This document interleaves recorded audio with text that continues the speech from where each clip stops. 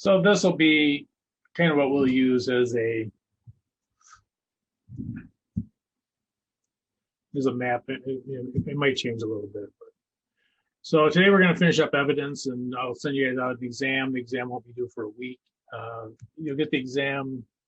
You should get it certainly by tomorrow, but I'm going to try to get it out tonight. Just whatever we cover in class, I'll make sure it gets in there. So the yeah, and so this will be our first test. And once you get this out of the way, it should be, you just kind of know a little bit more about how we're going to be running it. And then this will be what we'll try to stick to this throughout the quarter. There might be a couple things that we eliminate. This legal liability I might eliminate. It's not as big of a part of the auditing section anyways as some of the other stuff in the CPA exam. But anyway, so this is again to give you an idea of what we're going to do throughout the quarter. Maybe a little bit better, better roadmap. I gave you guys at first. Any questions on that? Spacing's wrong here. Should be a spacing. Okay. All right. So the next thing. Do something here.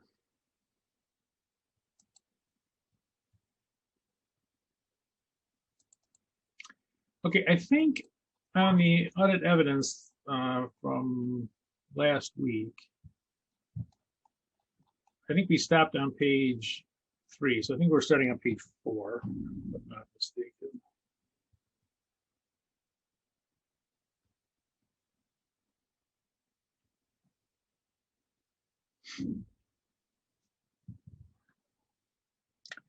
Okay, we'll go ahead and push through these, and then we'll. I want to do a problem in the text. There's also something else in the text I want to clear up, but we'll go through the rest of this, and that'll be pretty much what we do for the chapter, for chapter 5.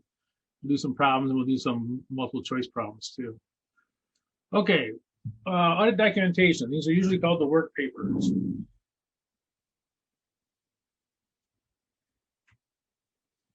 And basically the audit documentation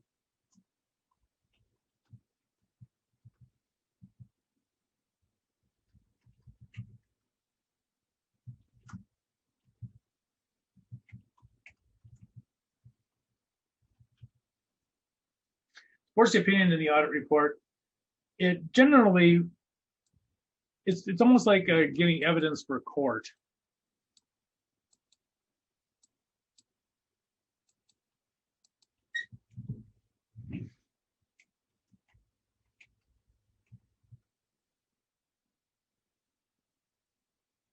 This is a civil.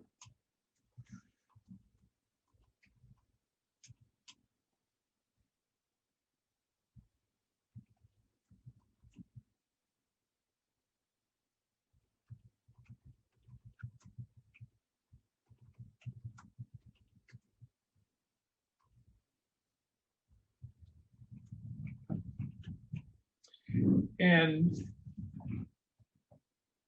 think about this. If you had to go into court and prove that your audit was substantial, you would want to document that very well.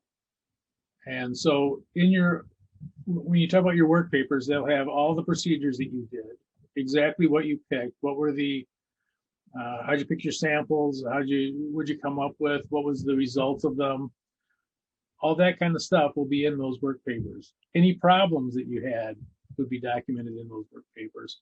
So everything that you would have to bring into a trial, basically you put in those work papers.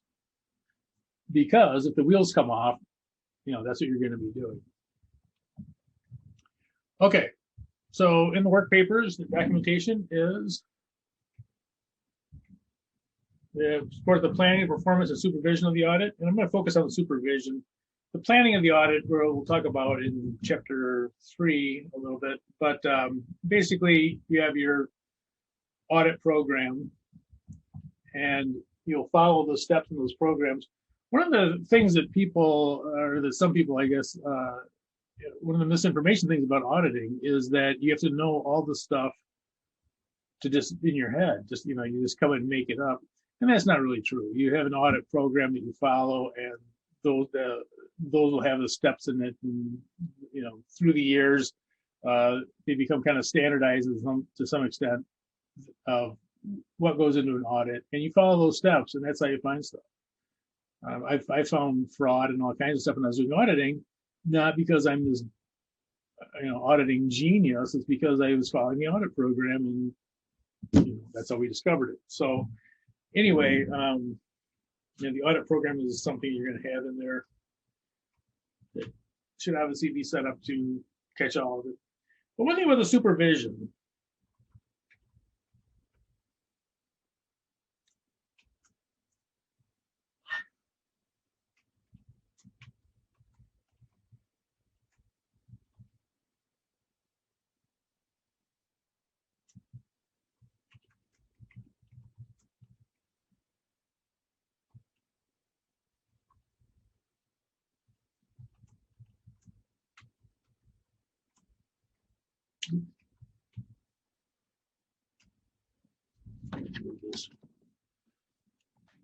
all audit work is evaluated by superiors in the audit firm. If you are an audit associate, you're just starting out, you're going to do your work. The senior will look at your work. The manager will look at the senior's work and probably your work, and the partner will look at. It's not unusual to have 4 or 5 people go over the work in the audit papers. So supervision is actually very important. The supervision will be useful in collecting that evidence and making sure that evidence is enough to support the opinion. Another thing about everything that is done in an audit is that it must be repeatable with the same result.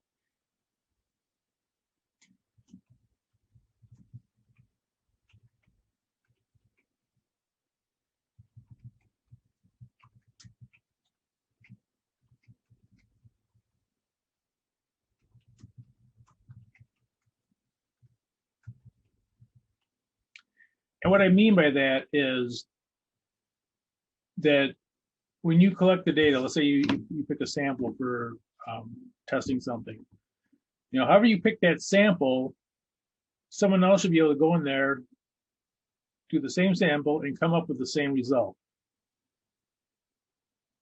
Their opinion of what the result means might differ. For example, suppose you find an error rate of 2%. Okay, everyone who does that test should come up with the same error rate of 2%.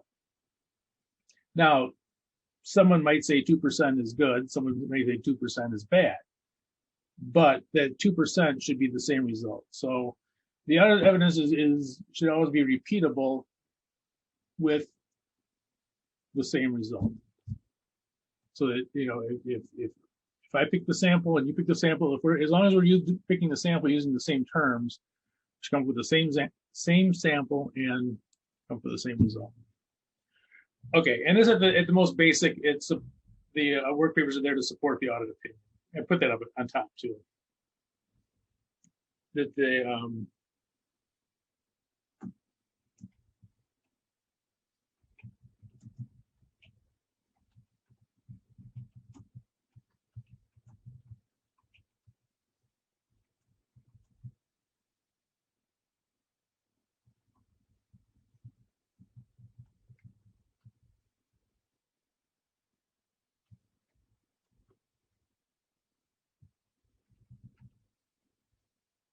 oops.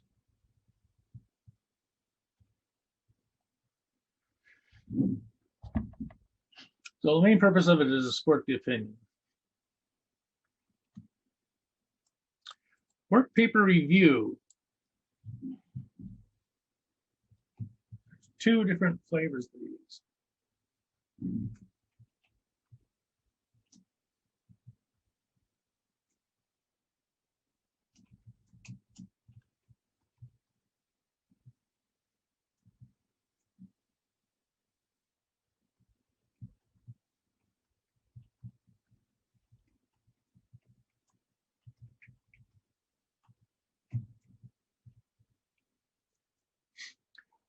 excuse me. The work papers should be reviewed by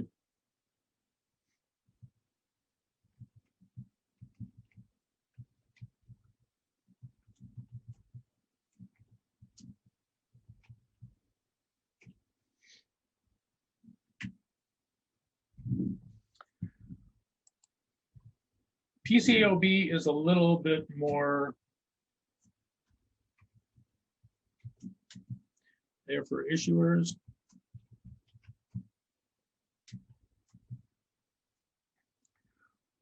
And they basically have the same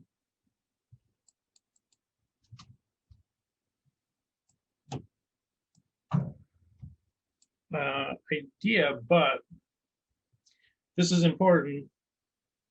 Before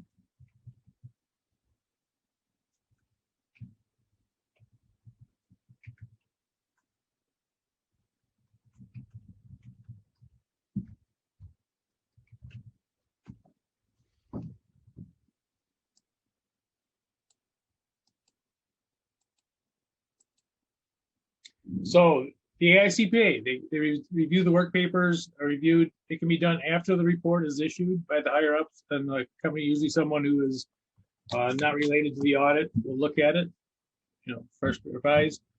PCAOB, first of all, they require someone who's not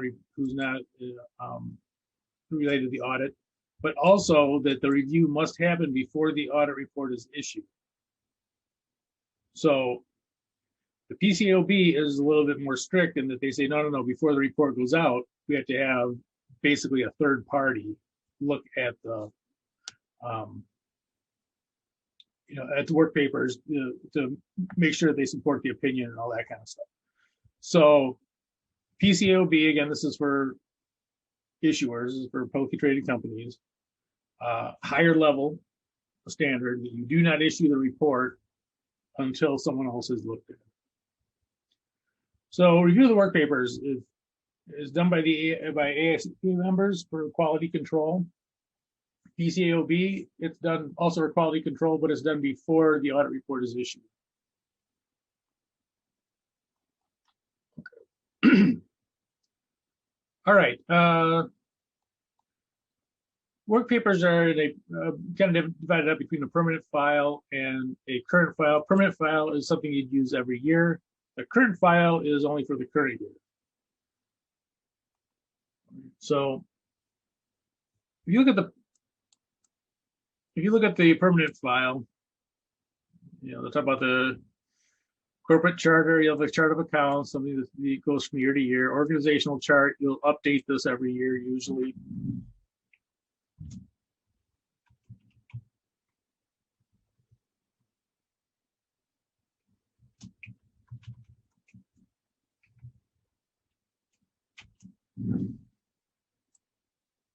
I'm gonna make these red.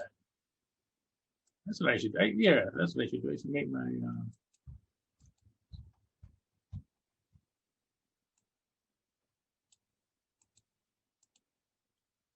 I don't know.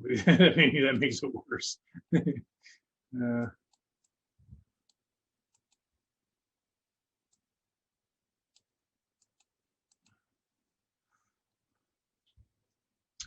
Okay. So organizational chart, again, if they have changes in there, you're going to change it. The people you work with mostly in the organizational chart are going to be the controller, people in finance, the chief financial officer, or anyone around the financial office that oversees the accounting stuff. Those are most of the people you talk to. So it could be the controller, it could be assistant controller, it could be whatever. But yeah. Documentation of internal control. We'll talk about that when we go over internal controls. Stock issues and bond issues, what they have outstanding, all those things. Prior year's analytical procedure results. We're going to do analytical procedures today, so we'll see what those are. And I'm going to add one more thing on here because this has been tested in the CPA exam. These are from the book for the most part.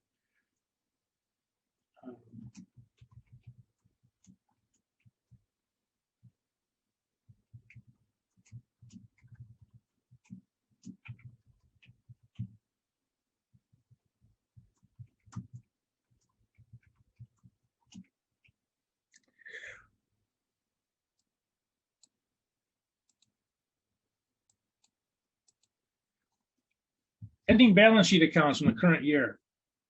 Why do we have those? Because those are the beginning balances in the next year. And what you're going to do with that also is to see if they made any error corrections or anything like that that maybe have changed the ending balance accounts from what you have on your audit. What were on the financial statements during your audit versus what is on in the following year on those.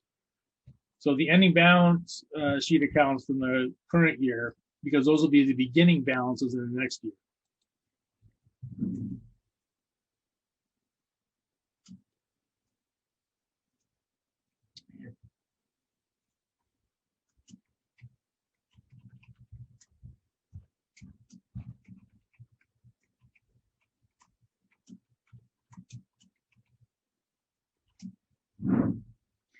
So even though generally you don't put the financial statements in there, the ending balances in the balance sheet account, you put it in there.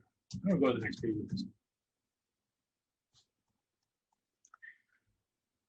And the current year file is just all the current stuff that you have. Current year's financial statements, audit report, all this stuff. You can go through this. This is basically stuff that we're going to be talking about. How you go through the all the stuff that you need. Let's see what report.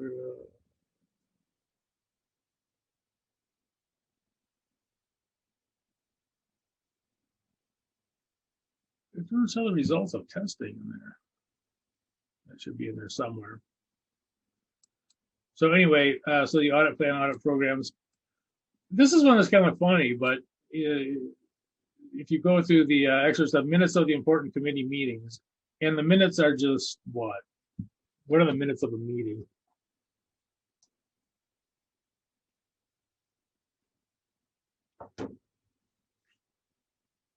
Anyone?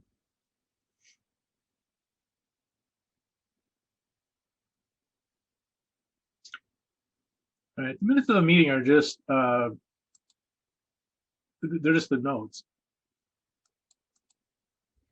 So when you hear about the minutes of the meeting, these are just notes.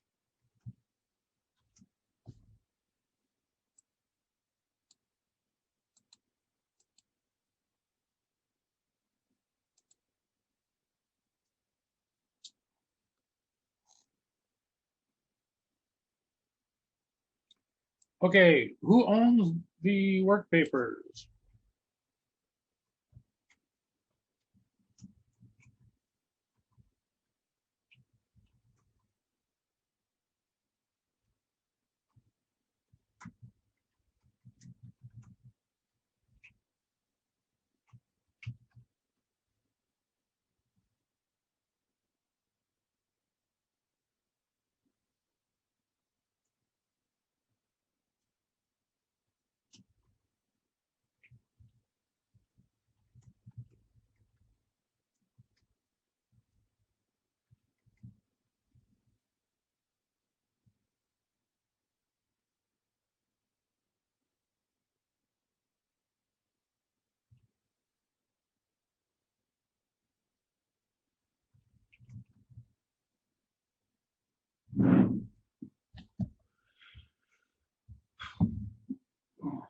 I should put it differently.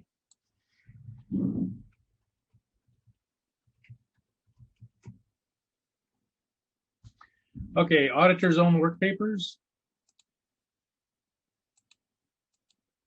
Or the client information is confidential. Just because you own the work papers doesn't mean you can put it on the internet and say, here's all the stuff on the company. So owners of the work papers. These are the auditor owns them. The client information is confidential.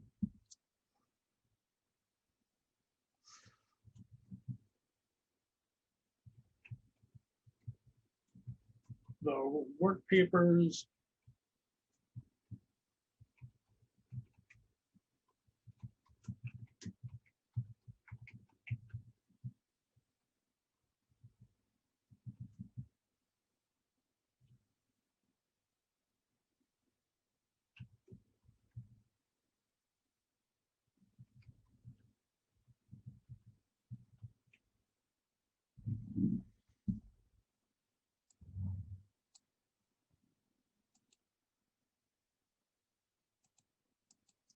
Kind of the work papers can only be released with a valid court order, so that only if you have a valid summons or warrant for them to look at the work papers, someone to work with the work papers, you cannot release those. Professor, I have a colleague I work with. He's a forensic accountant that has represented audit firms when they're being sued. Yeah. Typically by either shareholders. A lot of times it's private, but the idea would be the audit didn't uncover fraud. Right. And then they're now going after and trying to make a recovery on whatever the person was stealing or whatever was going on. So he's brought in by the insurance company of the audit firm to go through all this and see whether or not they actually did a proper job. Did they follow their own procedures? Did they keep their work file? So it's essentially like if this process isn't followed properly and a forensic comes in, you can be held liable, not for the fraud, but for like having a poor quality audit that you did, right, which they can then infer might have caught something had you done it properly, even though generally they don't. Yeah, now, but so he's working on behalf of the shareholders, you said? No, usually he's defending the audit firm. Oh, okay. So he comes out of a CPA audit background of 20 years and now is a forensic. Yeah, so yeah, he's usually brought in by the attorneys to show like these guys knew what they were doing. It was reasonable the way they handled it, and you couldn't have uncovered the fraud because management was the fraud. Right, and yeah, and that makes sense. And now for the to be successful though, they the whoever's suing them, the work papers are basically though they're owned by the CPA firm unless there's a valid court order. You really But the court order is really easy. The other side goes, hey, there was potential fraud that should have been uncovered. So they go ahead and they just subpoena it. And likely under a discovery, it's not going to be held in any kind of confidence. Right. So the idea here is like, you don't want anything in your work papers that doesn't belong there. And at the same time, you got to have a complete file. Absolutely. Yeah. Now, there are, just so you know, that built into the whole idea of the audit, though, is that it is an opinion. It's not a statement of fact. So there is, and depending on how big the fraud is and that sort of thing, I guess it does make a difference. But so even though it is, you do have liability, and by the way, I don't think I talked about this. We're considered professionals. And so being a professional means that you have unlimited liability. And that's why they have malpractice insurance and that sort of thing. I'm sure that if I work with insurance company, they're malpractice insurance company too on those kind of cases. But yeah, and depending on what it is, I mean, obviously each case would be different, I'm sure. But as far as whether they were negligent or not, but yeah. But one of the things though about being a professional, we're just like doctors and lawyers and that kind of thing. Doctors get malpractice insurance. The professional designation legally, it generally gives you a monopoly on doing something. But there's a responsibility with that. And responsibility is that you can't simply form a corporation and go, we're a corporation.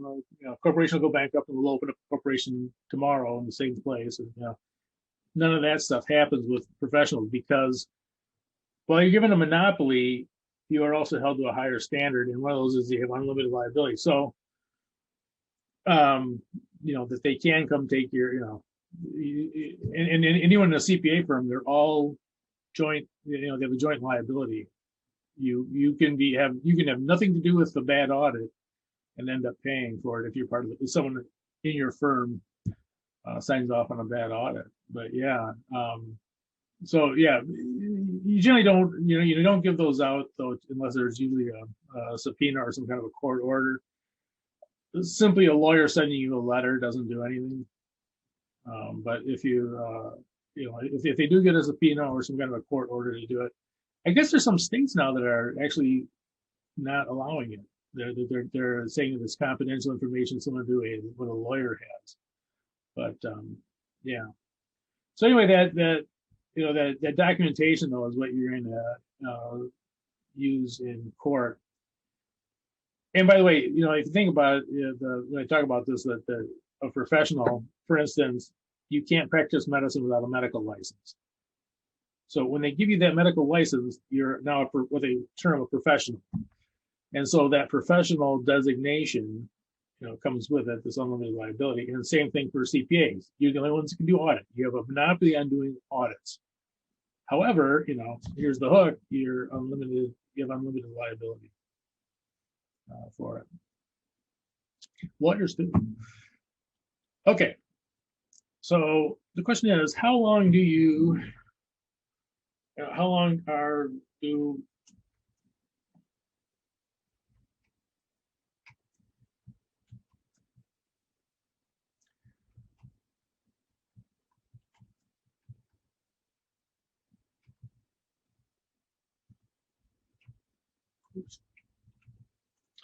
how much must they be retained?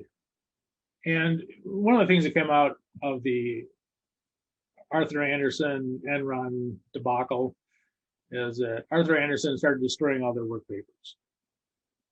And so it's kind of this idea of, we can't allow them to do this sort of thing. It's perfectly legal when they did it. Okay, the AICPA says it's kept for 5 years. I guess I didn't need all that space there. 5 years, PCAOB 7.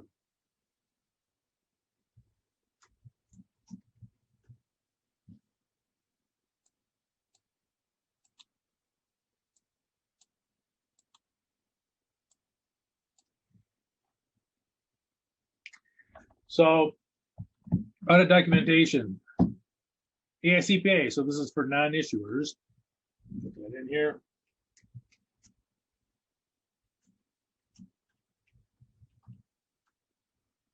Five years.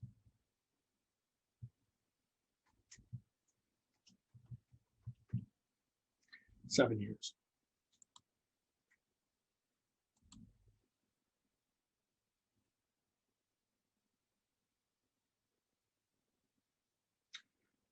So you must keep them for the AICPA rules. AICPA rules is for 5 years, and for PCAOB 7 years.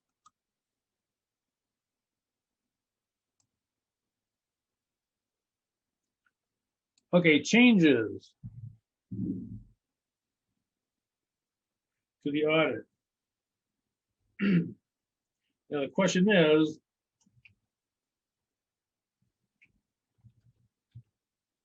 let me think how to say this.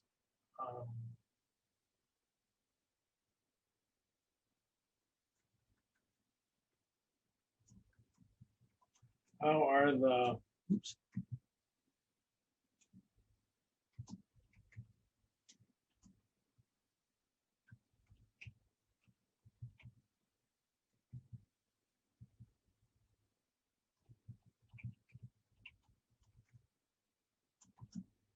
So how are the final work papers established? So, how do you know that someone doesn't go in and start changing things in the work papers? Right? So how are the final work papers established? Okay, AICPA.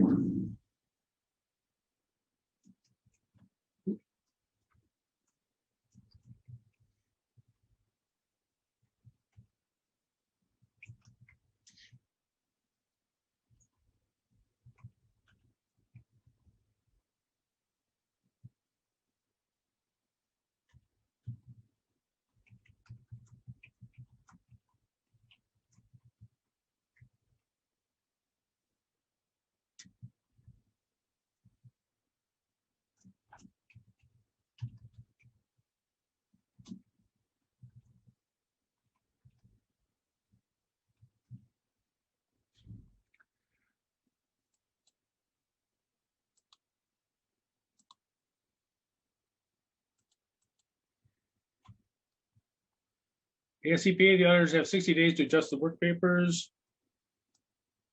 PCAOB, 45 days.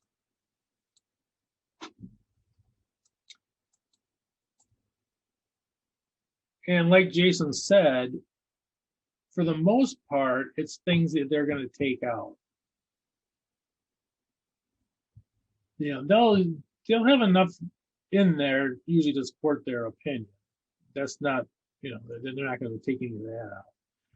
But they will do it, you know, kind of clean up the work papers for, especially for things that are not relevant and things that they may have, you know, they may have come across all kinds of information that that would cause them to want to purge some things out of those work papers. And I don't mean anything necessarily bad, but suppose that they had a tip that somebody was embezzling money, and they look into it and there's nothing there. You know, and I've had stuff like that happen. I've had people that come up and want to be your friend, and they tell you about the stuff, and you look into it, and it's just nutty. So, you know, to put something like that in the work, to leave something like that in the work paper, if that were to get out, it would, you know, it would be wrong. It would be, you know, that someone would be possibly accused of something that they, you know, they had nothing to do with. You know, it was just some weird, you know, getting even political thing or whatever at work. So there are reasons why you want to clean up those work papers and get them into simply focusing on your own efforts and those things that are necessary for the audit report. So auditors, they have 60 days to adjust the work papers, and PCAOB, they only get 45 days. Now, after the 60 days or 45 days, you can add things. You cannot take anything away.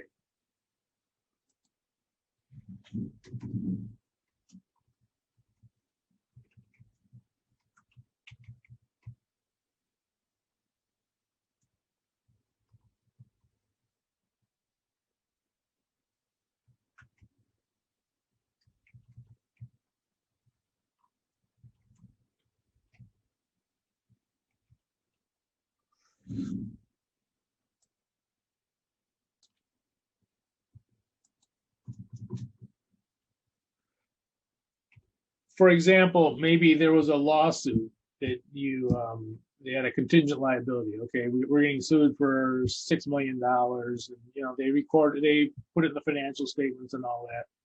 When that actually becomes settled and you get notified of it, you can put that in the work papers. So that the next year, you know, when you look at the permanent file in the work papers and say, oh, okay, that was settled, and so now we, you know, we have this documentation that was settled, whatever. So you can add things. You can't take things out though after the period of time. So things can be added but not removed. And again, usually you're removing those things that are not relevant to the audit.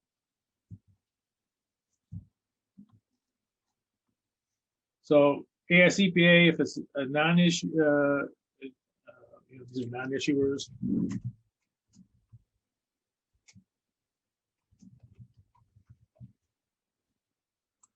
PCAOB issuers.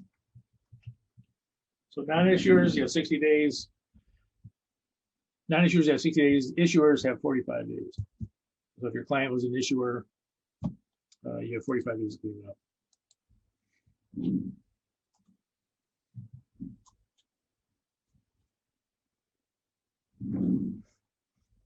Yeah, you know, one of the things too about auditors getting sued, and I'm sure Jason, I'm sure your friend probably deals with this, is that there is a gap between what people think about the audit actually does and what it, you know, what it really does. You know, they think that it's going to find all fraud. Well, it's like those things that are material they find. Now, if it is material, then there's a problem. But if it's not material, you know, they probably weren't looking for it. So you do run into that. You know, they call it an expectation gap.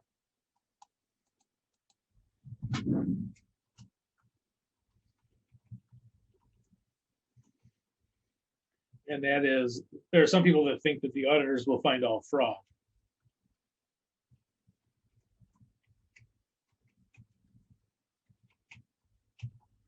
When in fact, they're not looking for all the fraud. They're only looking for things that are material. The external auditors, anyways. Yeah, I was an internal auditor, and I kind of crazy. My first job, my first assignment, which was supposed to be this puff assignment that I did until I went out on a real audit, and I found a couple of people who were padding their expense reports. You know, I don't know, $5,000-6,000 a year. The external auditors would never find it. They'd never even be looking for it.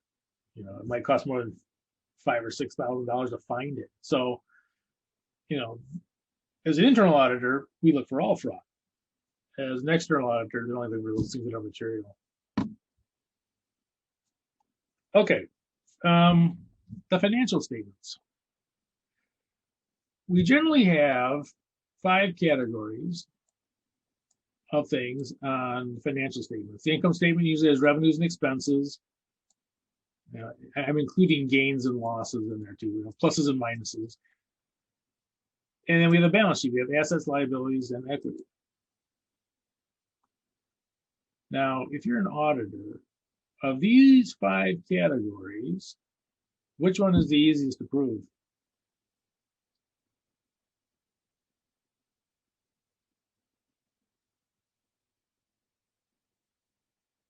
Which one would be the easiest to say, okay, I know that they have this or that or whatever it is?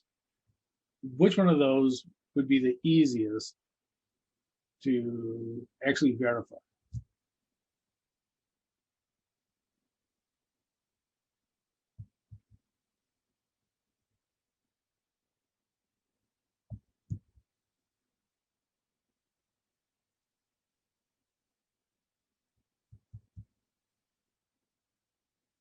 Oh, come on, there's only 5. Be wrong once. Make a guess. Equity? Close. It is on the balance sheet. When you look at, let's say you look at, go to Walmart and you look at the Walmart store, what are you looking at? The store itself is going to be a what? It's an asset. Yep. Assuming they didn't lease it. Well, you in the assertions, you'll go and see if they, you know, if it's Target, it's a different story. But if it's Walmart, rates and obligations. Or Sears was a good example. They didn't own any of the real estate by the time Lambert got done with it. It's funny though. You have valuation issues with assets, though, right? Your inventory. I mean, the retail example you gave. Yeah, yeah, but the actual verification, for the most part, assets going to be the easiest. Now you're right. If you go count up the inventory, you can prove it exists, but the value is what you're going to also have to look into. So there's actually 2 parts to it. But for the most part, you can actually, you know, you can actually verify the assets easier than the other stuff.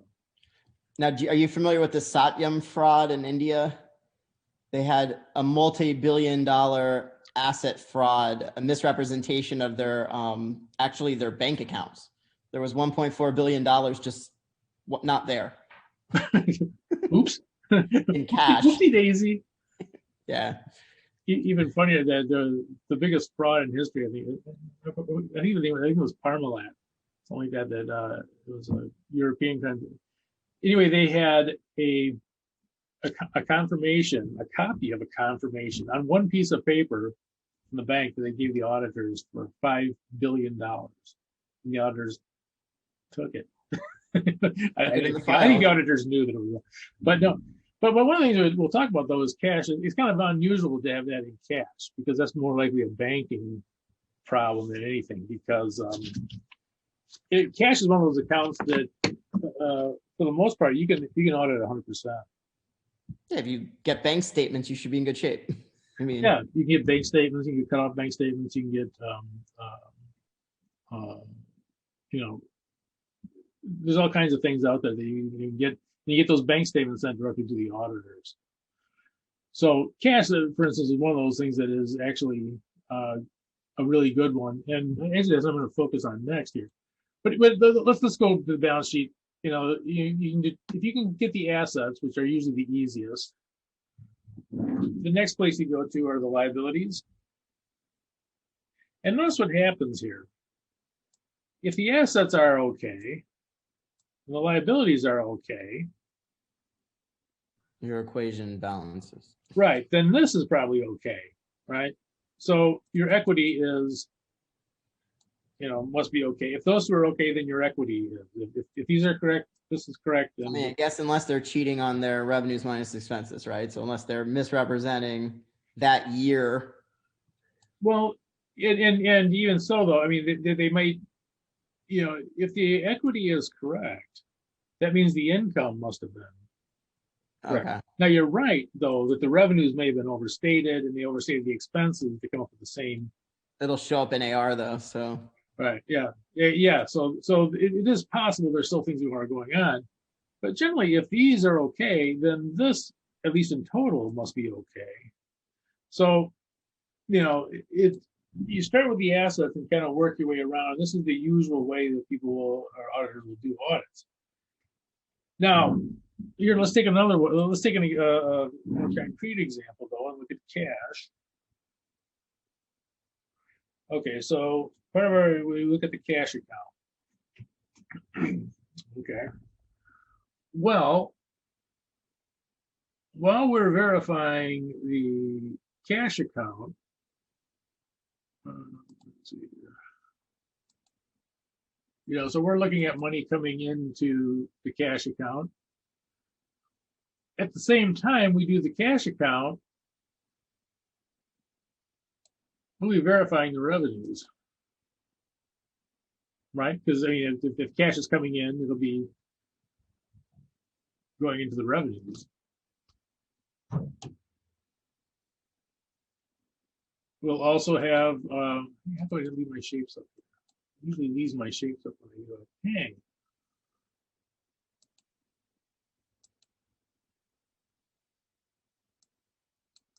What's on here? My screen stopped working. Okay. The expenses all get paid out of cash. Liabilities all get paid out of cash. If you have accounts receivable, let me make that bigger.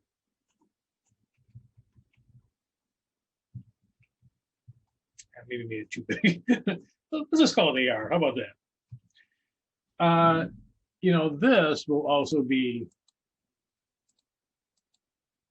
verified through the cash account. So one of the things you can actually do, now the cash account itself, a lot of times will be small. The cash account compared to some of the bigger things, is a small amount. But it's a very, very active account. Virtually everything runs through it.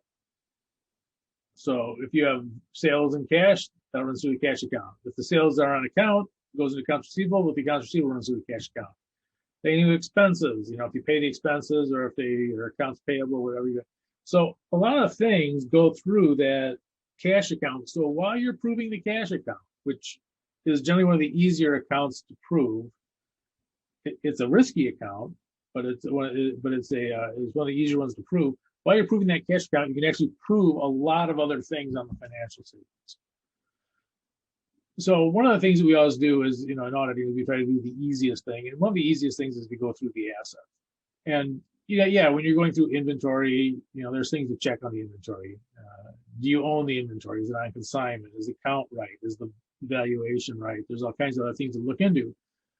But generally, they're the easier of those, the easier ones to verify, at least by themselves. And most of those other ones will require some kind of an asset to verify them. If you're talking about revenues or expenses, whatever. So, things like property, plant, and equipment, it might be leased, but you'll find documentation on that. You look at loan agreements, you can look at who pays the property taxes and all that kind of stuff to verify who owns the property. So, even though it's not 100%, it's not inchy easy, it's you can actually do it, verifying the assets. So that's one of the reasons why you find that they really beat up the balance sheet when they go into auditing usually, just because the assets are the easiest thing to prove. And then the next is probably the liabilities. And if those two are okay, pretty much everything else is, you're reasonably sure that it's okay. Question on that? Okay, analytical procedures.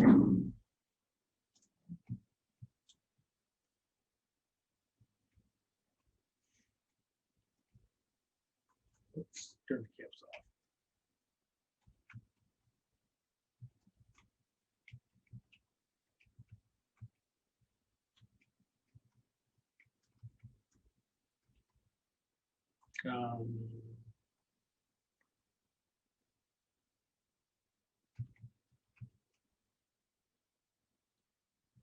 And it could be financial data, it could be other data.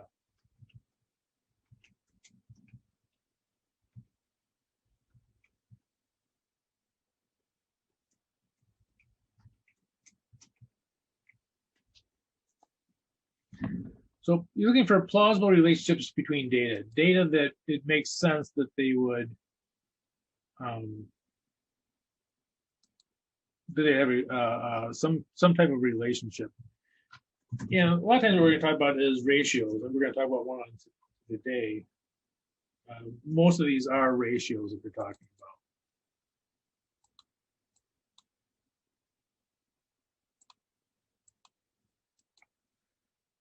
So plausible relationships between numbers.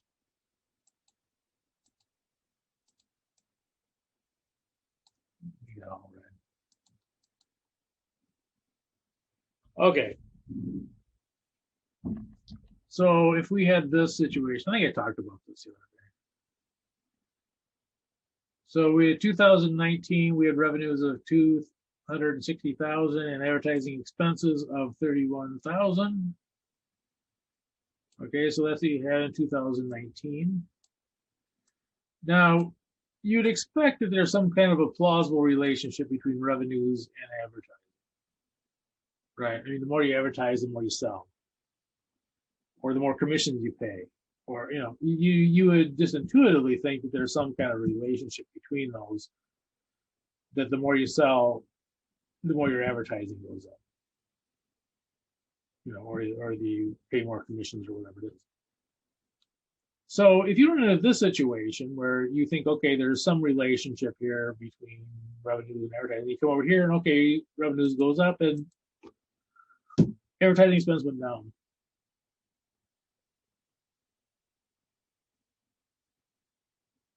Now, is this evidence of fraud?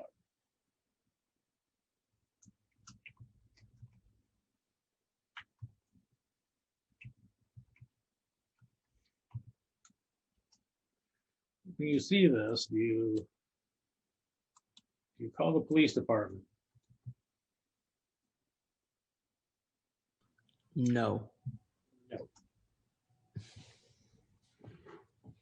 You might want to look at the percentages and just go, is it within a range that seems reasonable? Or look at prior years. Yeah.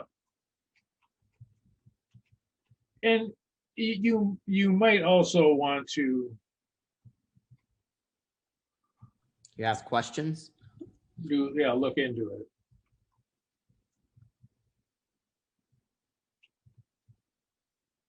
Oops.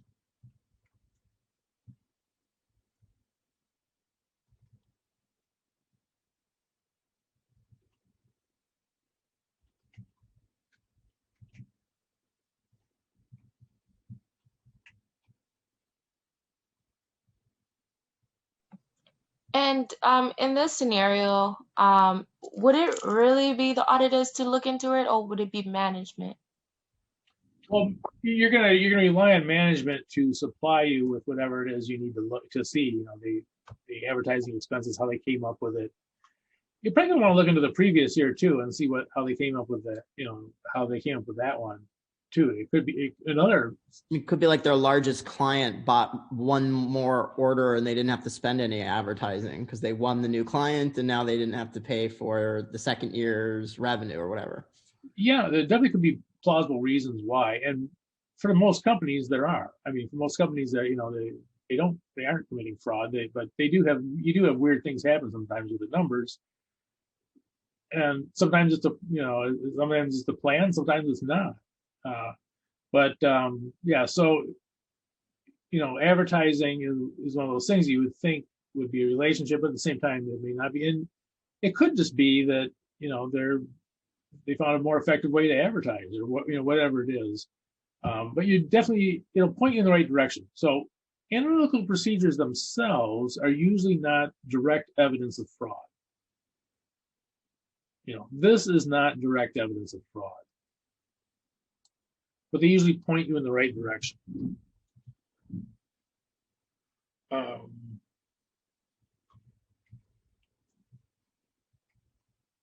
Just say not actually.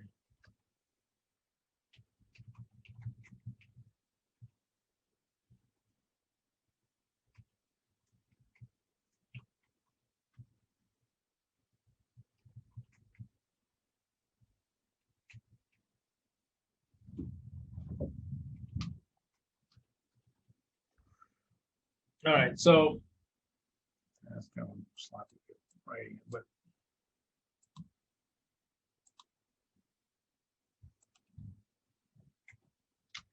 so audit procedures, they usually indicate areas that maybe need further audit procedures.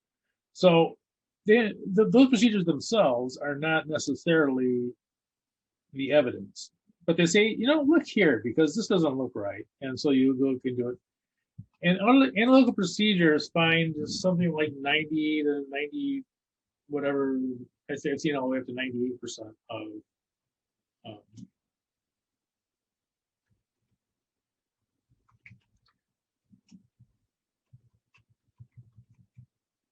but certainly say 90+% of audit of fraud is found through. Oops. So, Professor, I just became a CFE, and the ACFE would beg to differ with their annual report of the nations. Oh, really? What do they say? Something like 46%. Really? Less than 50% is found through audits. The highest through audits, yeah, but not through audits. Most of it is employee whistleblower hotline type stuff. Like that's around the 50% or greater than 50%. Yeah, okay, what I'm talking about here is for the external audits, the financial fraud. So in financial statement frauds, when they're uncovered, they do basically look at like the techniques that would help uncover it, but the auditors, by and large, external auditors, are not finding these frauds. That makes absolute sense. External auditors, it really depends on the materiality of it. But yeah, a lot of times the external auditors, will not, especially if it's not material, there's no way they'll find it. But just in general, yeah, most fraud is not found by the external auditors. That's absolutely true. But of those the frauds that are found by the external auditors, I think I didn't look it up, but it's in the high 90s financial statement fraud, and the reason is quite obviously that no matter what fraud you think of doing, it's going to change the financial statements in some way. So, for instance, if we just say, okay, well, we made more sales, right? So we reduced the sales. We put in an additional $10 million of sales. Okay, once you do that, you got to realize that from a cash standpoint, people are going to be waiting for that $10 million of cash to come in. And if those are fictitious sales, that $10,000 or $10 million of cash is never going to come in. They're fictitious. So the relationships in the financial statements a lot of times will catch fraud. And it isn't that they're necessarily evidence of fraud the analytical procedures themselves, but that they will actually point in the right direction. But yeah, you're absolutely right. In the vast majority of actual fraud is not found by external auditors, and that is one of the myths that external auditors, that's part of that expectation gap. Auditors, first of all, they do not look for fraud that's not material. And, you know, they are not the best source of finding the fraud either, because for a number of reasons. The external auditors show up and they're there for between say 3 to 5 weeks on most audits, right? If you have somebody who's perpetrating a fraud that's there every day, they have a lot more time to cover their tracks and do whatever to try to foil. Someone, you know, else comes in and they literally have 3 to 5 weeks. Of that 3 to 5 weeks at any particular area, you know, they may have a couple days worth of actual audit work. So you may literally have, you know, say 20 hours in any given area to find anything. And you know, again, you're only looking for things that are material, first of all. So if something that's not material, you're not looking for it. If you're not looking for it, you're probably not going to find it. But also that, you know, that it's one of those, oh, here.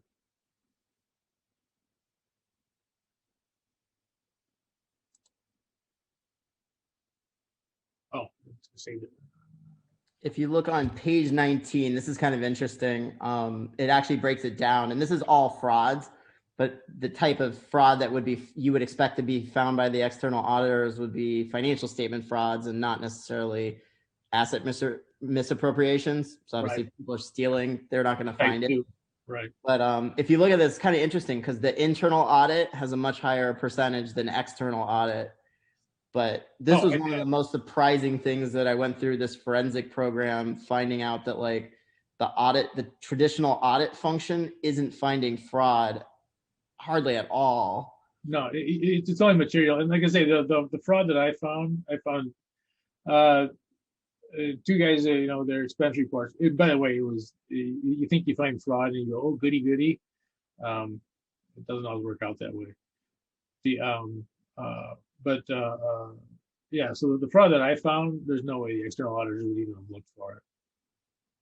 Yeah, the vast majority of fraud is, especially the not material fraud, is found by either internal auditors or other people, you know, who are also there all the time. You know, as an internal auditor, we took as much time as we needed to find stuff, and we looked for everything. You know, I you know, went through the expense reports and found people taking airplane trips, you know, at the same time on different sides of the country and all kinds of stuff. So yeah, you know, you find things like that. Like, I guess again, the external auditors wouldn't even write that up if they found a $6,000 fraud. I'm not gonna tell. If they found it, they would tell somebody, but you know, they're certainly not going to say, you know, they're not going to make a big deal out of it. They're certainly not going to pursue it or anything. Yeah. So, and that's another thing about it. You know, a lot of times the external auditors, if they do find fraud, they're not the ones that pursue it. You know, hand it over to the management and say, here, you know, if it's not material, you figure it out. But yeah, external auditors do not find most of the fraud. That's absolutely true, and that's where this expectation gap comes. People think, oh, they will. Yeah. If they're auditing Walmart, if it's not $100 million, they're probably not looking for it. You know, they're not. You know, so if someone embezzles $20 million from Walmart, the external auditors are not going to look for that.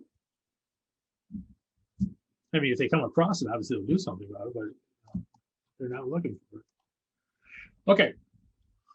So let's see here. Oh, are we almost done? We're almost done.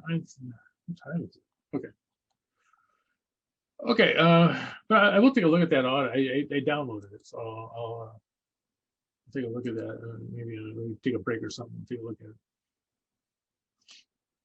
By the way, I was a CFE for a while. I stopped it because they quit. I had to start taking all these. They stopped allowing my teaching. CPE credits are pretty substantial. I think it's like 20 hours a year or something. Well, and they stopped letting me do it for teaching. For teaching, they want to. You know, it used to be that if you taught a class, they would give you the hours. Really? And so they said they want, so They will count the same ones though that are on the CPA. So the AICPA, right. they let you double dip there, and then you just need like an ethics or something. But yeah, I just got it in December, so they grandfather me in for 2 years. and that's and with me that it was kind of funny because if I taught the class, I didn't get CPE credits, but if I would have taken the class, you know, okay. It's a good association though. They have really nice like customer service and like, you know, the fancy report. Yeah. Test controls.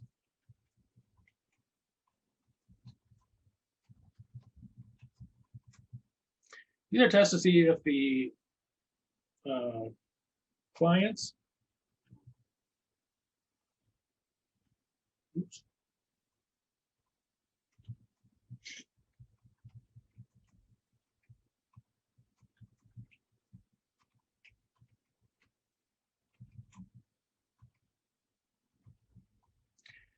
if the client's internal controls are functioning properly.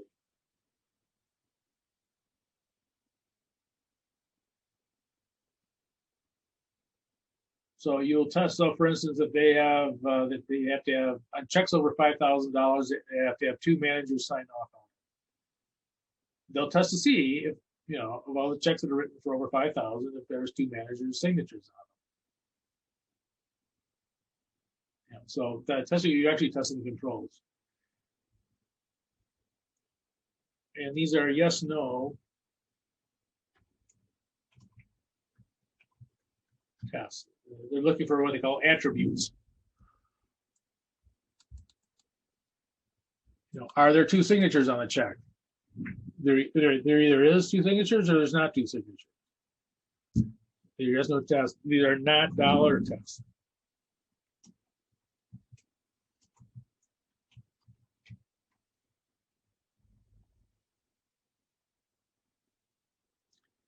Okay, now AICPA issuers. These are optional.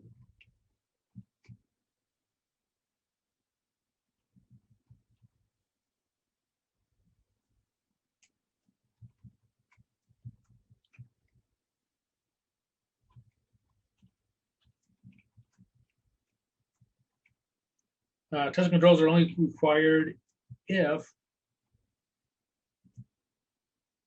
the auditors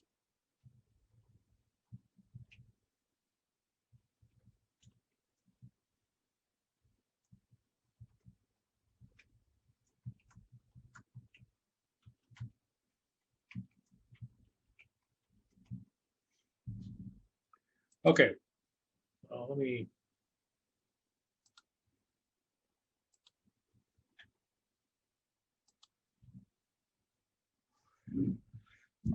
So AICPA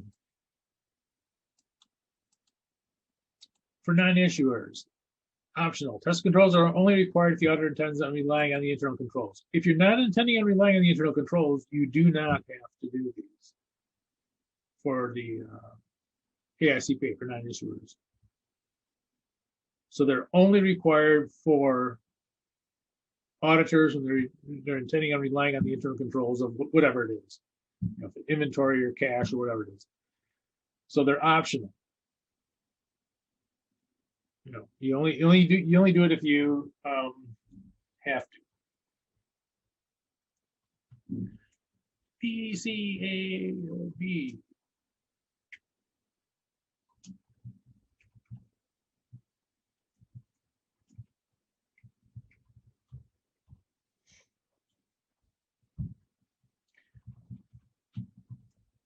It's required.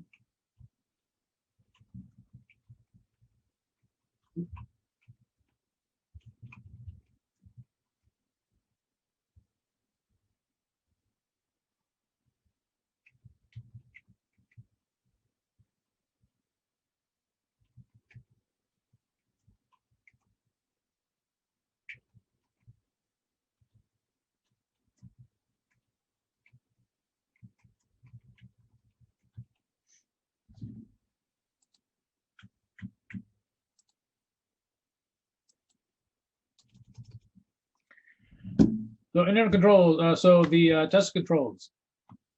ACCT433 for non-issuers. Oops, that's not how you spell issuers.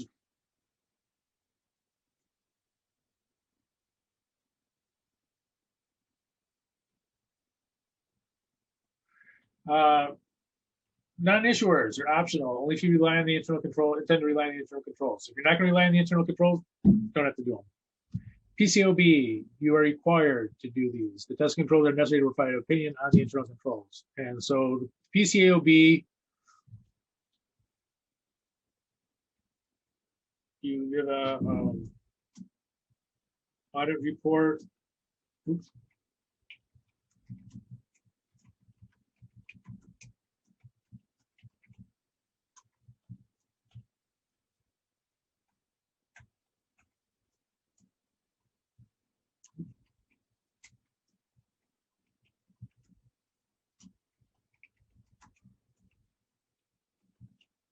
Internal controls. Actually, you're doing an audit report on management's assessment of internal controls, but the idea is exactly the same. So because you have this for publicly traded companies, that they must do both. And the requirement is that they have to do a report on the internal controls, and they also have to do, if you do the audit on the report on internal controls, you have to do the financial statement audit. Technically, you could audit a publicly traded company only doing this report on financial statements, but they would have to pay for a second audit on financial statements by whoever does the audit report on internal controls. Kind of a stupid technicality, but that's the way it is.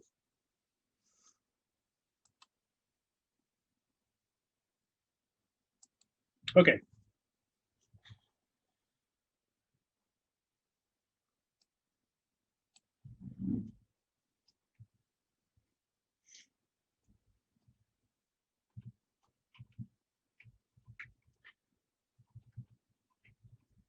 Substantive testing is required.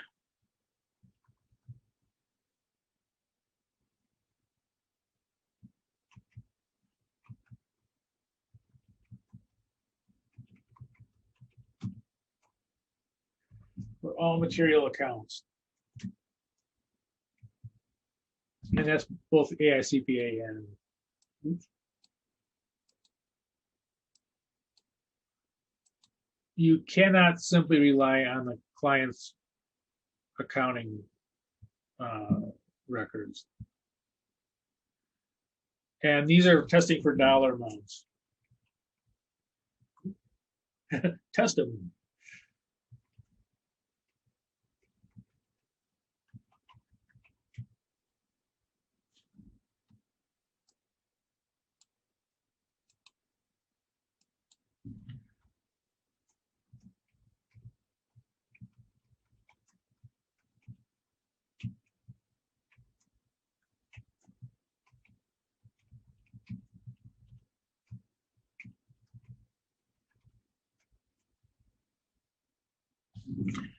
Substantive tests are what find material misstatements.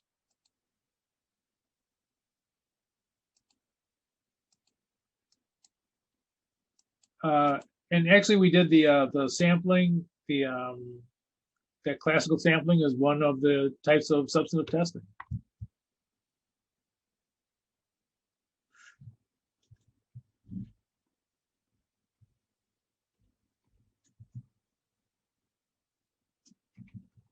There's other ones too, obviously, but the classical sampling thing that we did, that's substantive testing. You're looking for dollar amounts.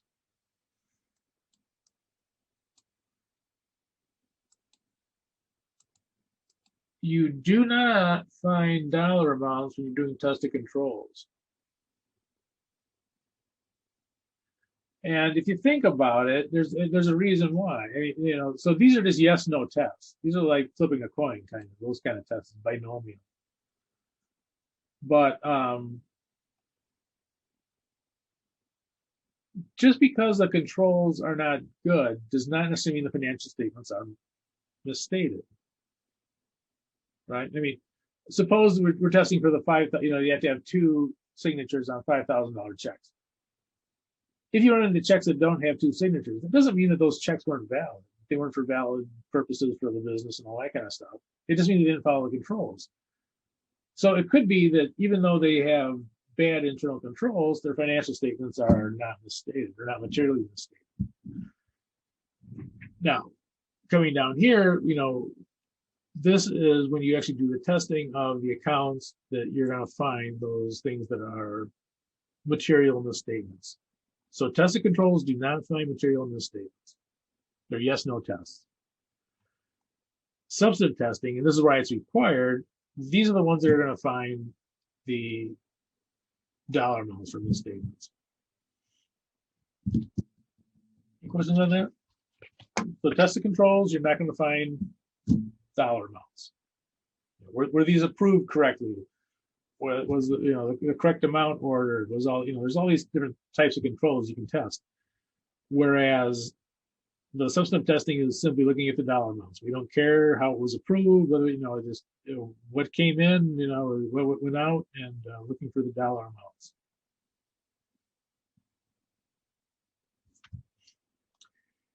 Dual purpose testing. Dual purpose testing is sort of like this.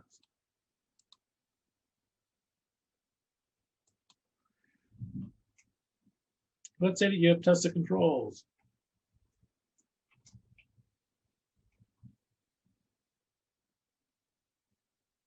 And test controls usually come first. We'll talk about that next chapter. And sample size needed.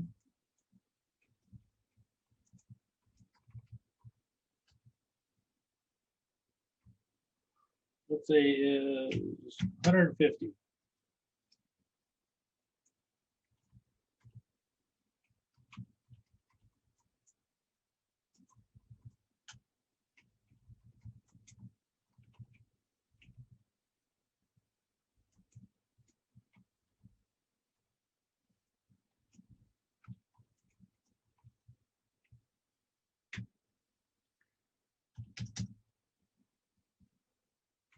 Okay, so what about like sampling is one of those things, the testing is one of those things that takes a lot of time and a lot of money.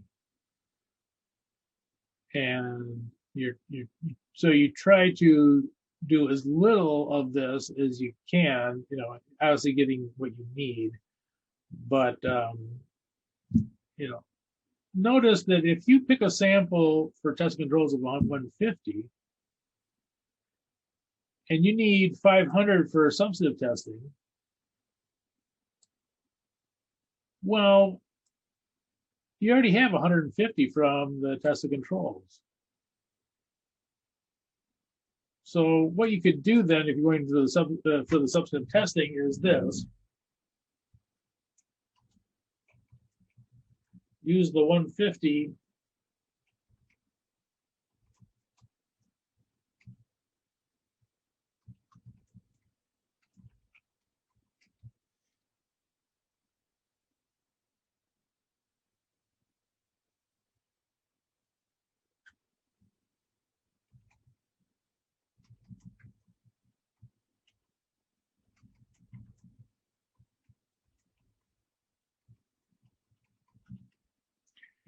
So the 150, these will become dual purpose tests.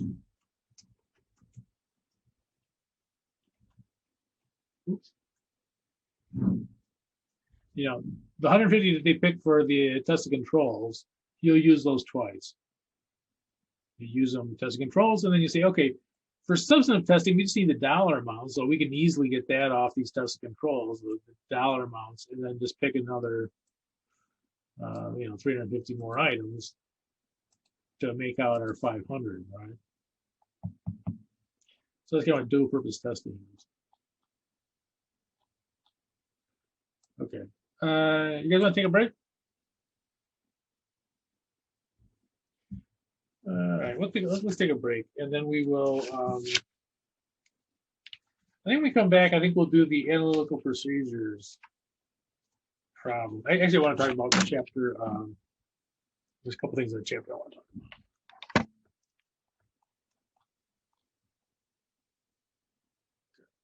about. I'll leave that up for now.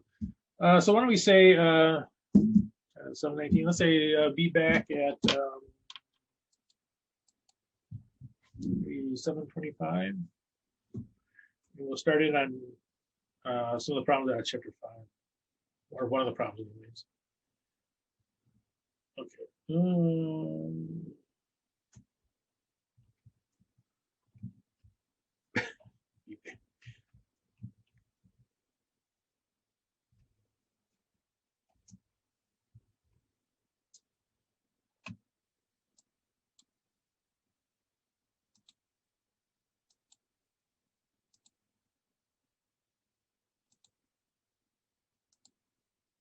Okay.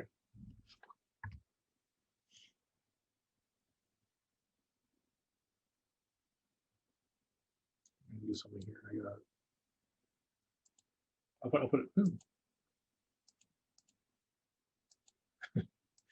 Play around with my thing here.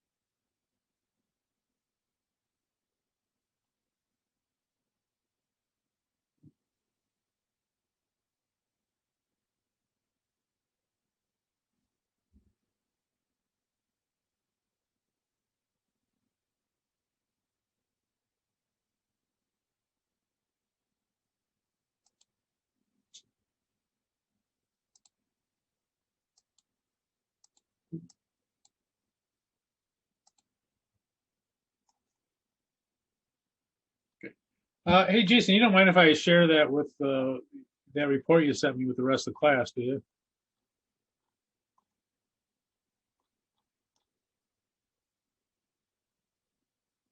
Jason up there. Okay. Let's see.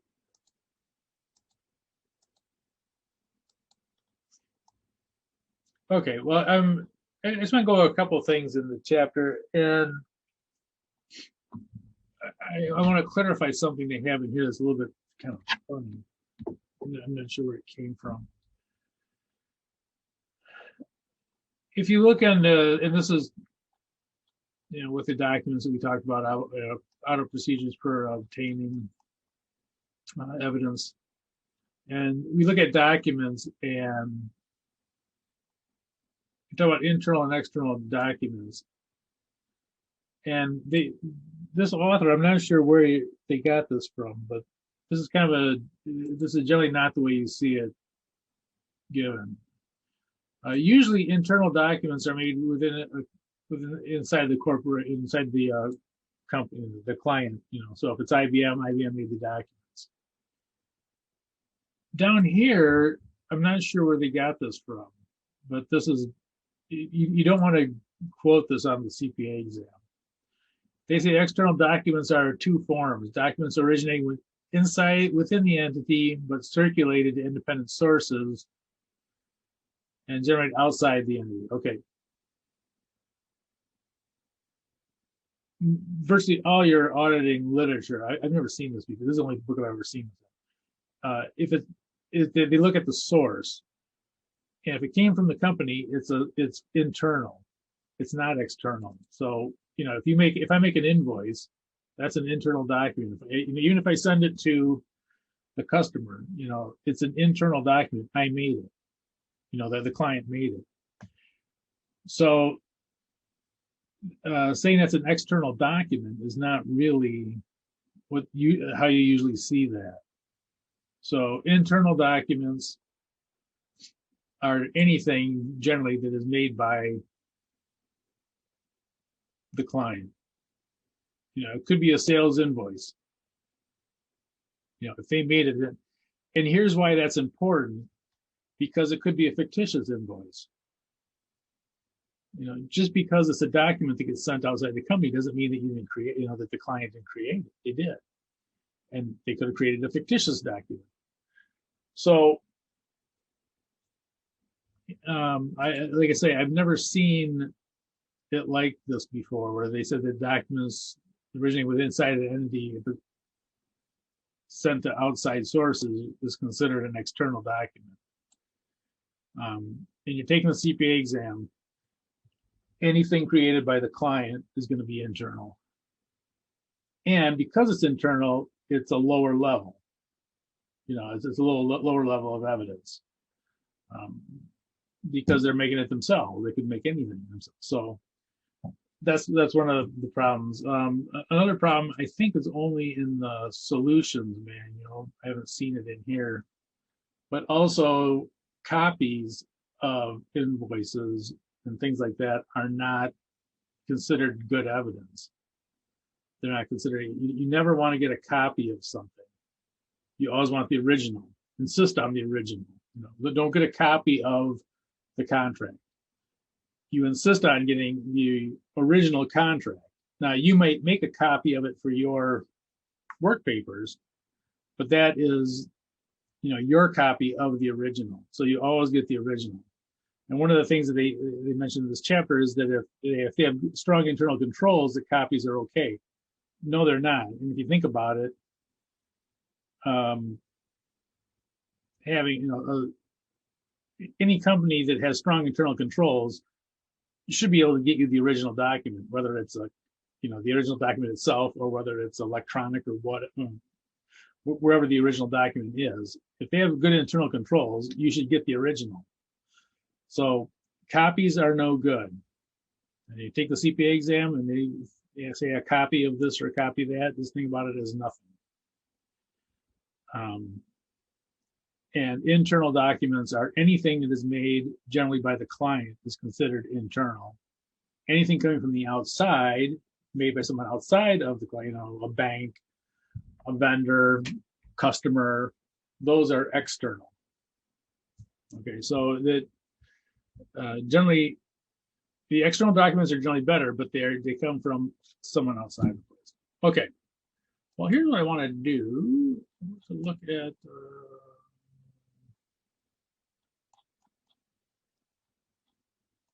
here's a big chapter. What time is it? Oh, we're getting there.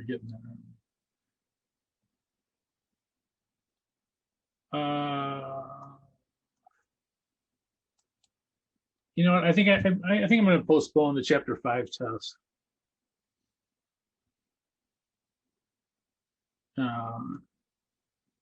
There's more stuff. There's things I think we should do on it. It's a big chapter, but this chapter actually has like the basis of everything we're going to do. And so when we go through the planning, we go through the internal control stuff and all that, it'll make a lot more sense. All right. I think I sent you guys this thing. Yeah. Problem 539.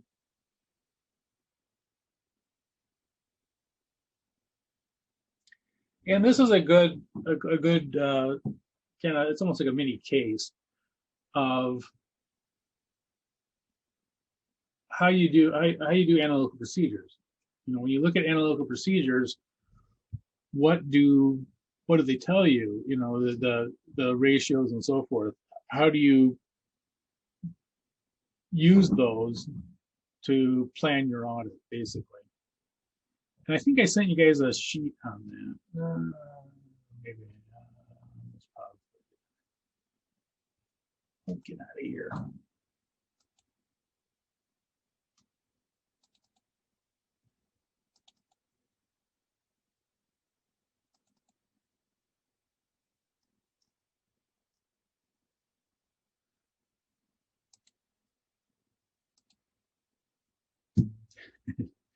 There's my big melon head.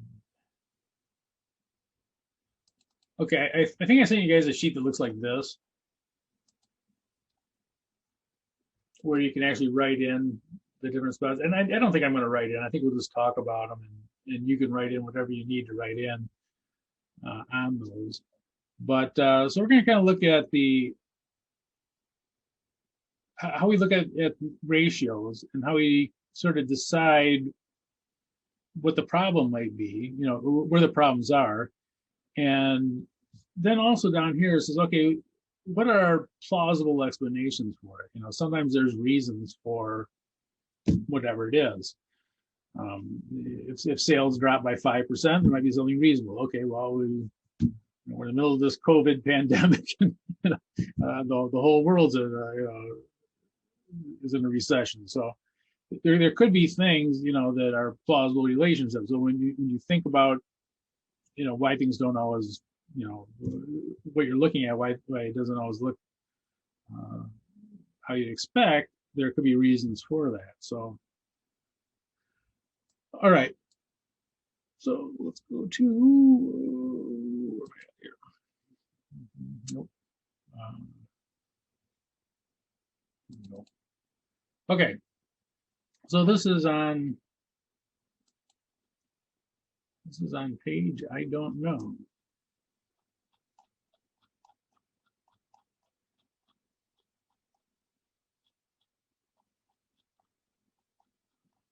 Oh, page 169. Looks like. Okay, so 169, let's say the bottom of the page, it must be. And this is what we're kind of looking at here are the ratios. And these are ratios that go from, kind of weird the way they have them. They're the oldest stuff first and then the newest stuff over here. So 2014, 2018, this is the home improvement store, and then this is the industry. So the quick ratio for 2018 was 0.29 for the home improvement store. And for the industry, it was 1.08.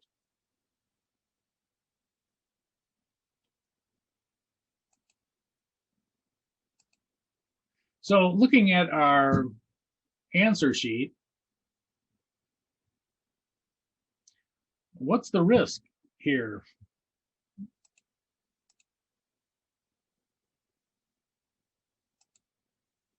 When you look at this, the quick ratio is 0.29, and the industry average is 1.08 for this company. So what's the risk?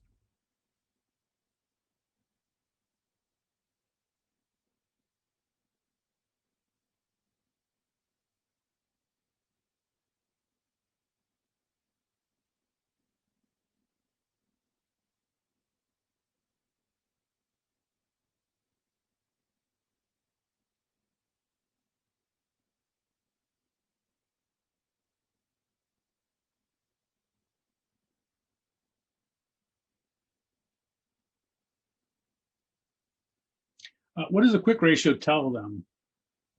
What is a quick ratio? It has to go with basically how much cash you have compared to your liabilities, your current liabilities. So for instance, they have 29 cents of cash for every dollar of liabilities, of current liabilities they have to pay the next year.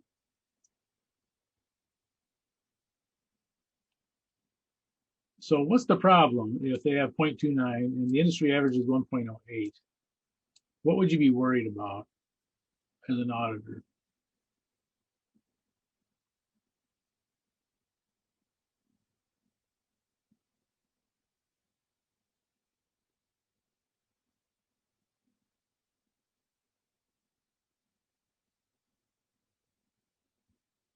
Anyone?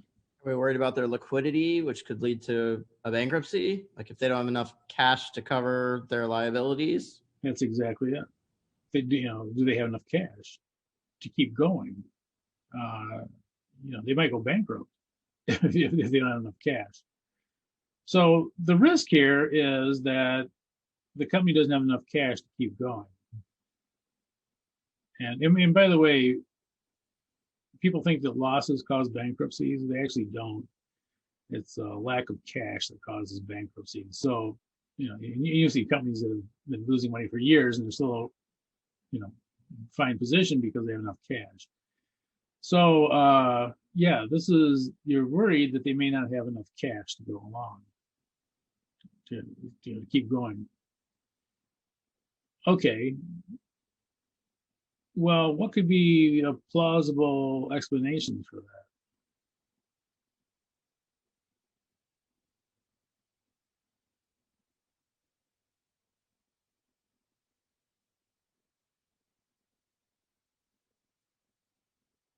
I'll give you another hint. This data comes from Home Depot when it was first starting out between, I think, 1982 and 1986, something like that. So it's Home Depot. We know how it ends. They become fabulously profitable.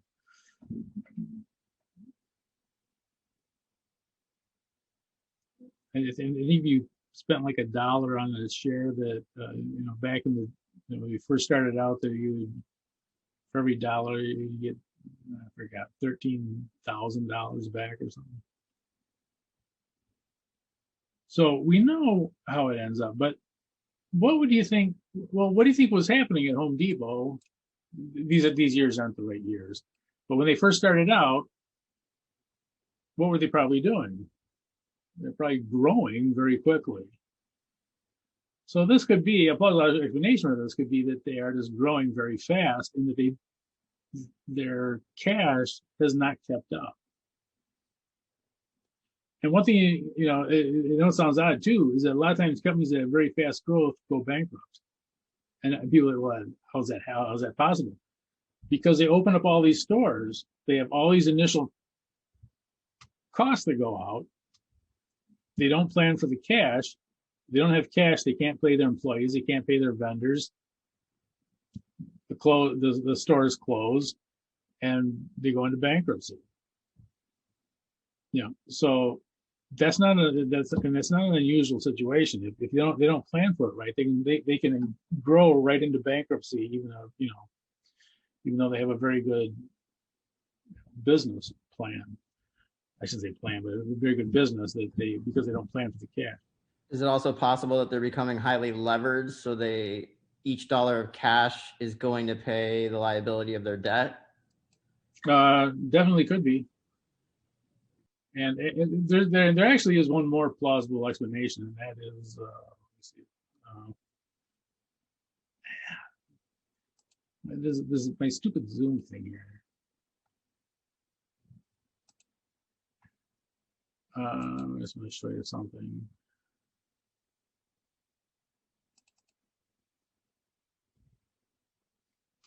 I'll show you something a little bit funny. Not like haha funny, but this is Walmart's quick ratio. This is, they're currently what they have for their ratios. And you look at those and you go, oh my, holy cow, Walmart's going bankrupt. They've been going bankrupt for the last 5 years. What's going on here? Why is their ratio so low? And you'll notice something else down here. Can you see some of these other companies that are kind of have these low ratios, super low ratios too? You wonder, well, what's the deal with that? I can tell you what it is from Walmart, and it's probably the same for these other ones. Walmart sells inventory in 30 days on average. They pay for it in 45. So they sell the goods 15 days before they pay for them, which means that they have a tremendous amount of cash flowing in at all times. That you have this 15 days basically of free cash flow before you pay for something. So anyways, that because of that, you find these quick ratios are, for a lot of stores, are, look at Dollar General. It's crazy that because they're selling the goods before they even pay for them. So because of that, sometimes, especially nowadays, you can have really low quick ratios. That wasn't the case back then, but it is possible. There's another plausible explanation that they're very profitable. Okay, let's go back to the problem. Okay, so the quick ratio, we know that they're probably expanding fairly quickly. Days inventory on hand. They have a whole bunch of days inventory on hand. It's not that different than the industry though. And you'll notice something here. So days inventory on hand, this is how quickly they sell stuff. And it looks like they were selling it for way quicker back in, when they first started out. And now, and that could be part of the thing is it's such a good business model. They were selling the inventory very quickly.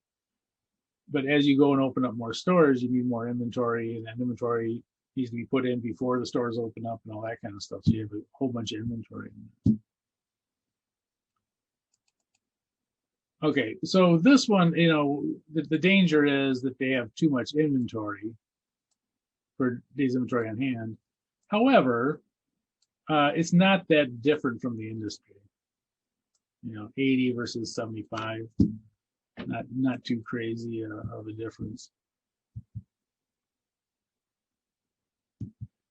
Inventory is part of current assets. So this one's a big one. 80% of it is of their current assets are inventory, whereas the industry average is 50. So a way bigger percentage.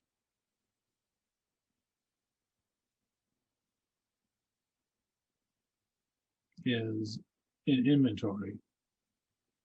And again, knowing what we know about Home Depot, this could very well be because they're opening up these stores, they have all this inventory, and before the stores even open up, they have to have all this inventory in there. So as they open up these stores, they have inventory that's just sitting there, can't be sold yet, so they open the doors up. So they're going to have excess inventory sitting there.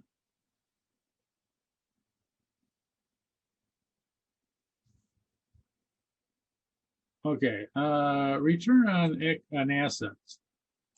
Notice how profitable they were when they started out. 16% compared to 7% for the industry. So, first year is 16%, create a double what the industry is, more than double. 2018, it's half as much. It's half as much as the industry. The industry is almost at 12, and they're at a little more than 6. Around half as much, a little bit more than half as much. And again, that could very well be that those stores that are going to open, that have all this inventory in them as they expand, that they have not opened yet. You have this inventory sitting in there. Inventory is part of the assets. You have other assets too, shelving and all that other kind of stuff. But the or buildings even. But the doors aren't open, or the doors aren't open, haven't been open for long enough to make a difference in the profits. And the most interesting one is here. Of all of the ratios, this one is the one that kind of tells the story. Debt to equity. You'll notice that the industry has around half and half, about half its debt, about half of its equity, a little more debt maybe, but you look over here and they had, 2.36 times more debt than they have equity.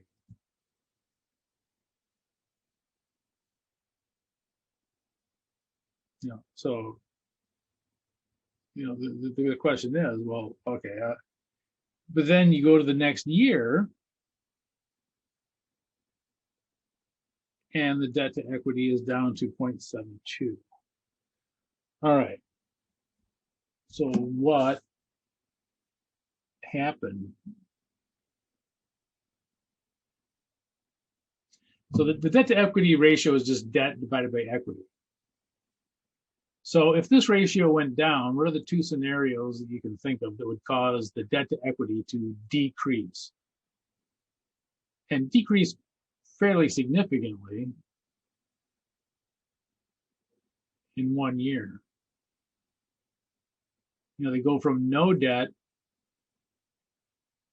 to higher debt and then back down to close to average debt. So what would cause this to drop?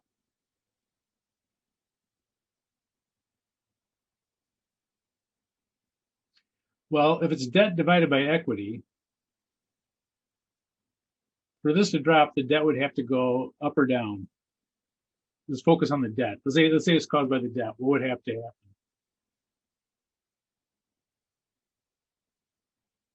If the debt was on top, equity on the bottom.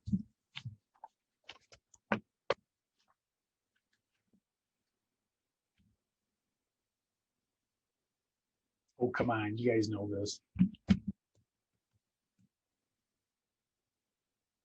Warning you, I'm going to use my high-pitched voice. Yeah, my high-pitched voice. It's so annoying. Yeah, my God. What would cause it? So your debt to equity drops. And the ratio is debt over equity. So if that number decreases, it must be one of two things. Either debt went down, or equity went up. So either they paid off more of their debt, or they issued more stock, or some combination too. But so something happened so that either the debt dropped or the equity went up. And whenever you have these big shifts, it becomes more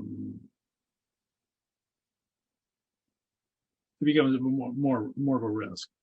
You know, whenever you see a huge shift in a capital structure, there comes with it risk. Whichever way it happens. You sell a bunch of stock, obviously you have more shareholders, and that it becomes, the financial statements become more relied upon by more people and that sort of thing. The debt, if you paid off that debt, that could be one reason why your cash is so low, right? If you paid off a ton of debt, well, what happens to your cash when you pay off a ton of debt? Well, it drops down. All right, so let me stop sharing because I'm stingy. I'm not going to share anymore. Oh, what happened to my document?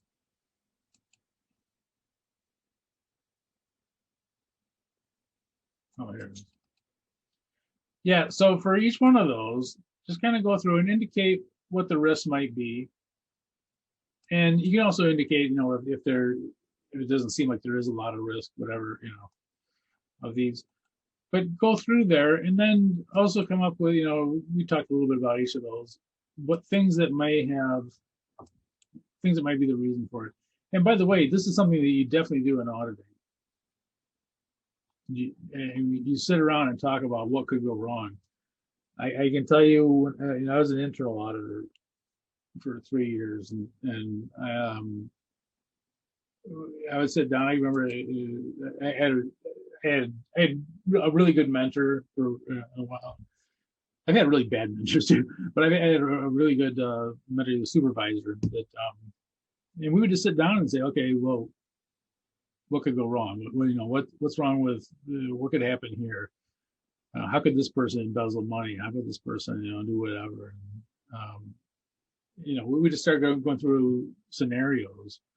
Kind of the same thing here. That you're looking, okay, well, if these ratios, obviously they're telling you something. What are they telling you? Where do you need to look?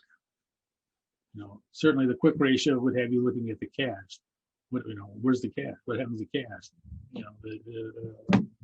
What plans are there for the cash and so forth. So as you go through here, you're going to indicate what the problems are, and then also indicate what could be the reasons of it. And just so you know, again, that's the actual financial data for Home Depot when they were starting out. So Home Depot, when they were, in the 80s, I think it was 82 to 86 or something like that. That was their financial data, and it wasn't all obvious that they were going to be this huge juggernaut, they become. So, all right. So I will put an assignment. So the chapter 5 handout will get turned in. Complete this one, 5-39, and hold on to the multiple choice questions. I think we'll do those first next class. And I'm not going to send out the exam until I want to go over the multiple choice questions. And there's actually one more problem out of the text I want to do before I give you guys a test on it. So anyway, I will put the drop for problem 539 in the to turn this in, and then also the chapter 5 handout, the one we just finished. Any questions on that? What other problem do you want us to do next week? Well, that's an excellent question. the problem that I am, I'll tell you what, I'll tell you the two problems. Then I'm torn between them, both of them. But 534 and 535. As a matter of fact, I'll just give you those. How about that? Let me write those down here. Let me put it on the screen here.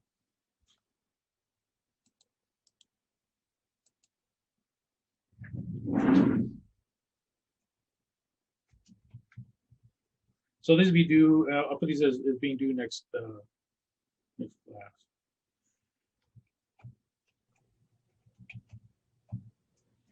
And then we haven't done the sampling overview, right? That was something you gave us to us. Yeah, I still got to do that. That's and actually that chapter is kind of combined with classical sampling.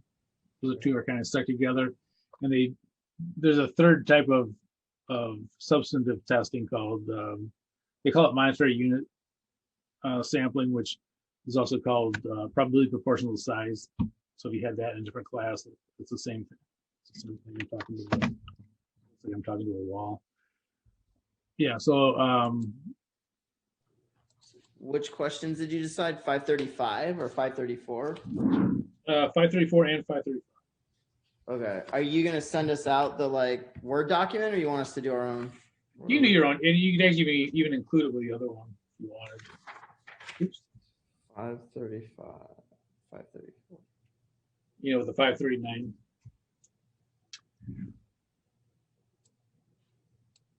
And again,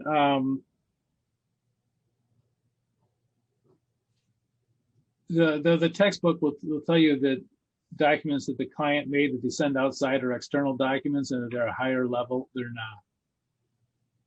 They're not. If the company made it themselves, it's not a higher level. So the next class was that week.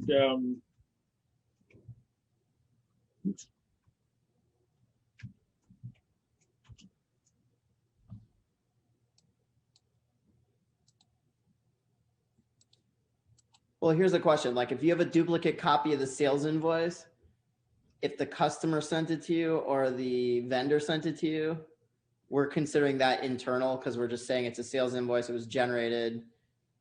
CPA rules here. Yeah. Let me do something more. Go back to it. Nope, that's not it. Nope. Shipping documents. Yeah, so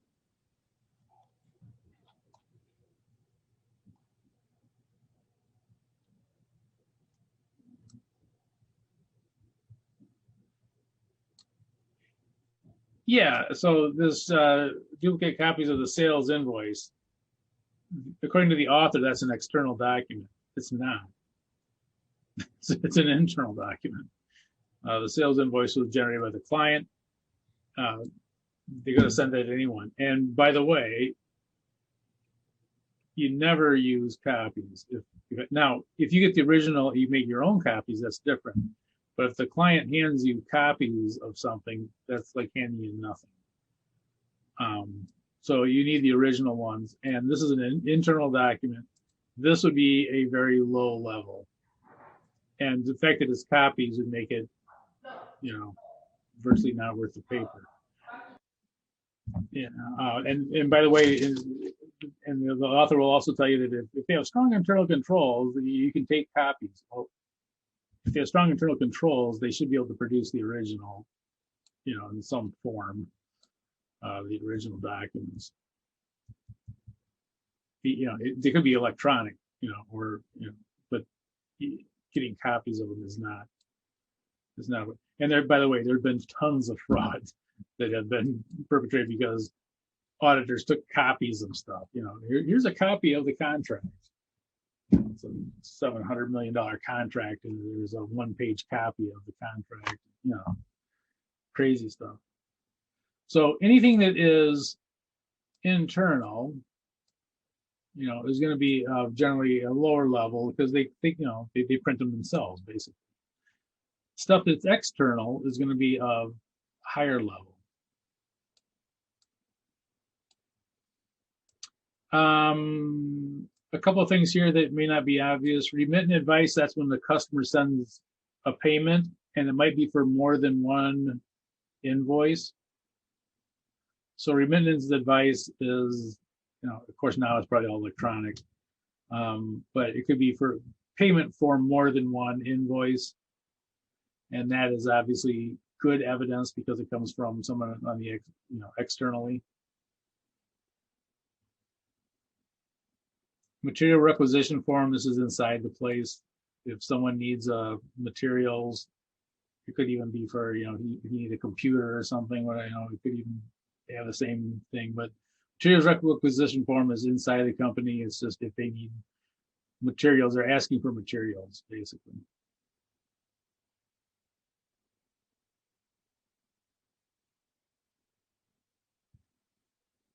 Yeah, so as you go through here, and again, I'm not going to rely on the answer key for this one because, the answer key for this one would say this is a high level. It's external document. It's a high level. It's not. Print that out all you want. Nobody.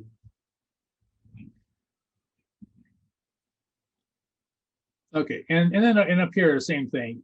The stuff that is more.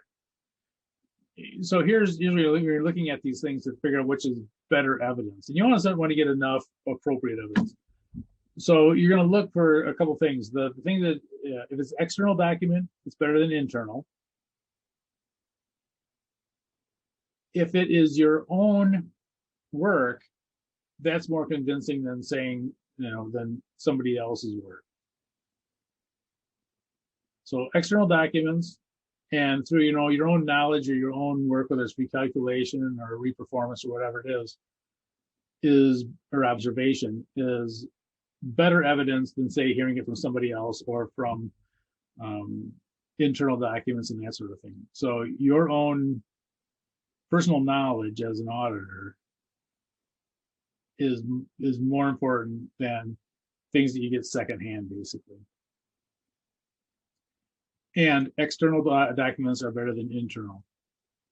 And it's better if you get the external documents directly to the auditor, so the client never has a chance to alter them. They must be the original documents, and as long as and if you can get them directly sent to the auditor, it's even better.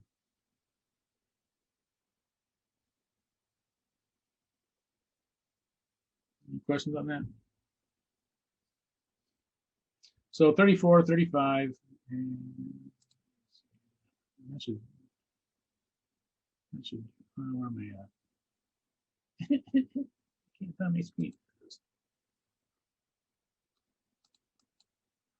Okay, and I will put and so this for next week, and then I'll also put the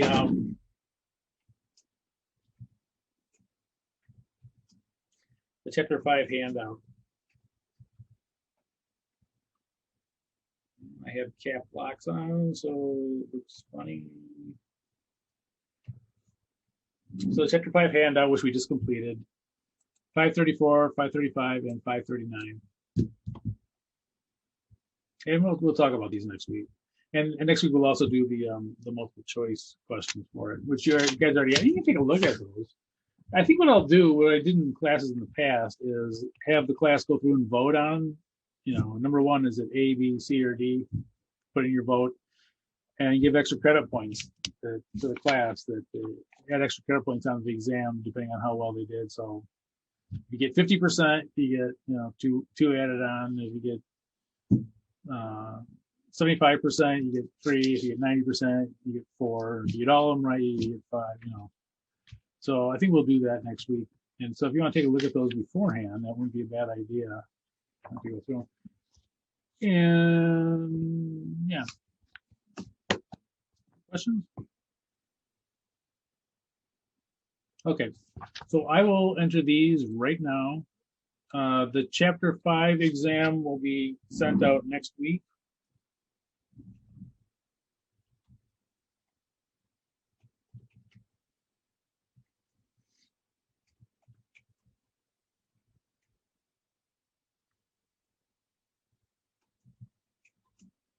Week, what is it, 6? No.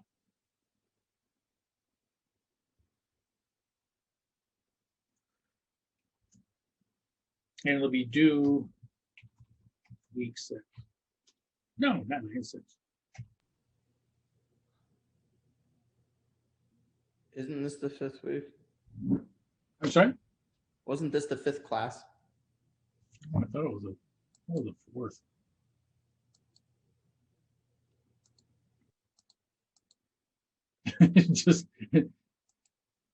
it just seems like the 5th.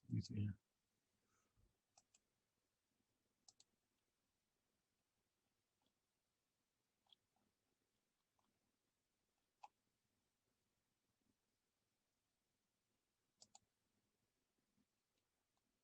It's week 4. This is week 4. You're right. Sorry. Oh, that's fine. I had to look myself. Yeah, so this will be week 4. So next week 5, and then so this will be due next week. The Chapter 6 exam will be due week 6. I'll hand it out. I'll send it out next week. And that's it. And so next week we'll finish up Chapter 5. We got to get that sampling overview done.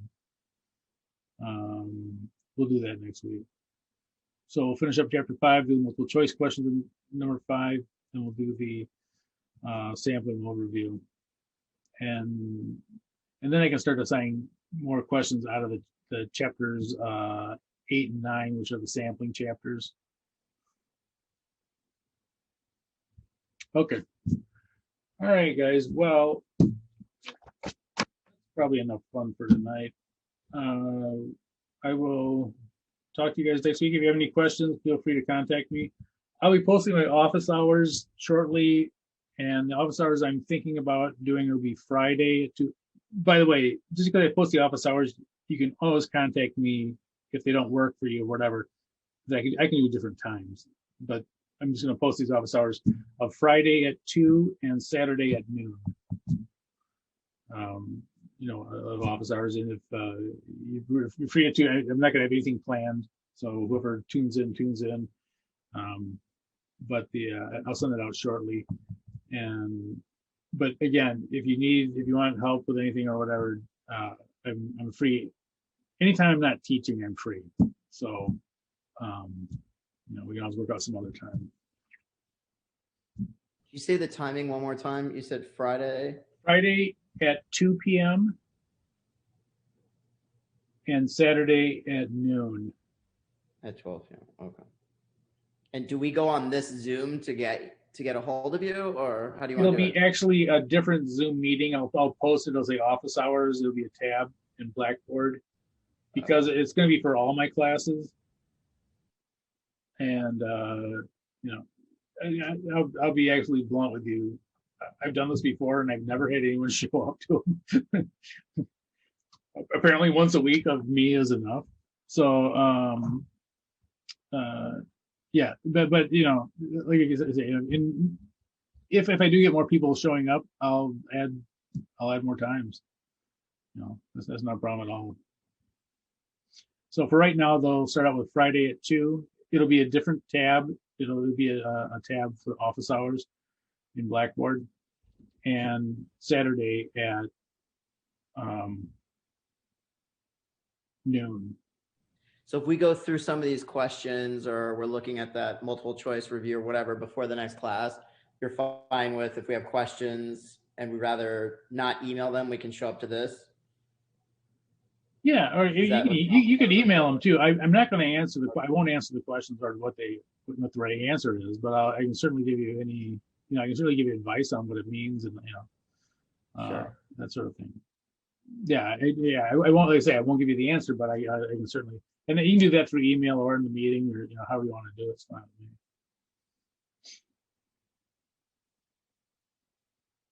me. And if you go through those questions, I say half of them are pretty easy, and about half of them you kind of have to think about. And that's not unusual. That's the way the CPA exam is too. They have easy questions. Easy questions count as 1, and the hard questions count as 2. So that's kind of what you run into on the CPA exam also.